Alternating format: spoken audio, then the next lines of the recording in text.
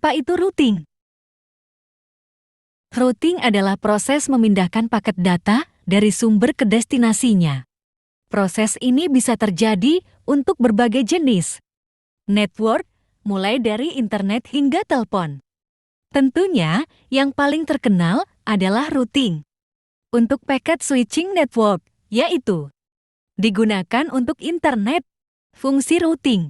Fungsi routing adalah untuk menghubungkan segmen pada jaringan lain untuk mengirim paket data. Memahami perutan itu sangat penting, karena itu akan membantu untuk mengetahui dasar-dasar pada jaringan. Minimal routing yaitu proses routing sederhana pada area lokal saja. Static routing yaitu routing yang dilakukan secara manual oleh admin jaringan.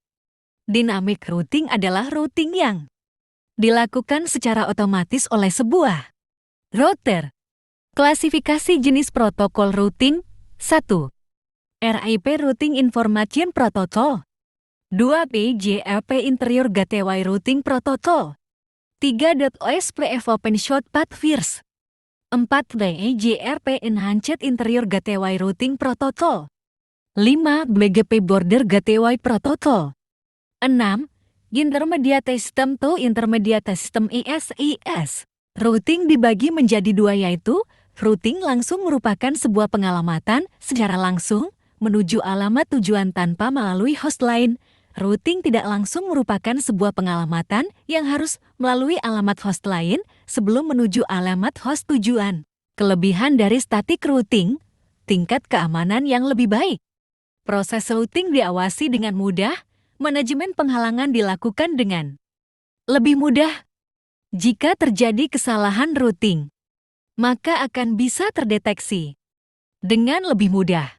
Kekurangan dan kelemahan dari static routing membutuhkan administrator dan operator yang lebih paham akan suatu jaringan.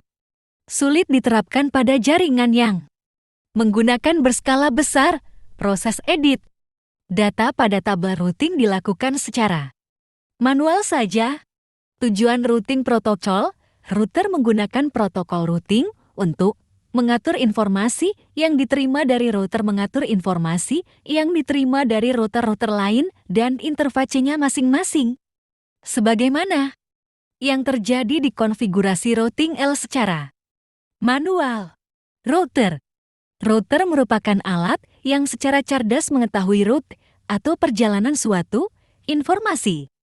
Apakah ditujukan ke host lain yang satu jaringan atau berada di jaringan yang berbeda ketika suatu paket atau informasi diarahkan ke host pada jaringan lain, router akan meneruskannya ke jaringan tersebut. Berfungsi untuk mentransmisikan paket data dari jaringan internet ke perangkat lain, sehingga perangkat yang kamu gunakan bisa terhubung ke jaringan internet. Bagaimana cara kerja router? Sederhananya, cara kerja router adalah menghubungkan perangkat-perangkat yang berada di dalam jaringan dengan meneruskan paket data di antara mereka.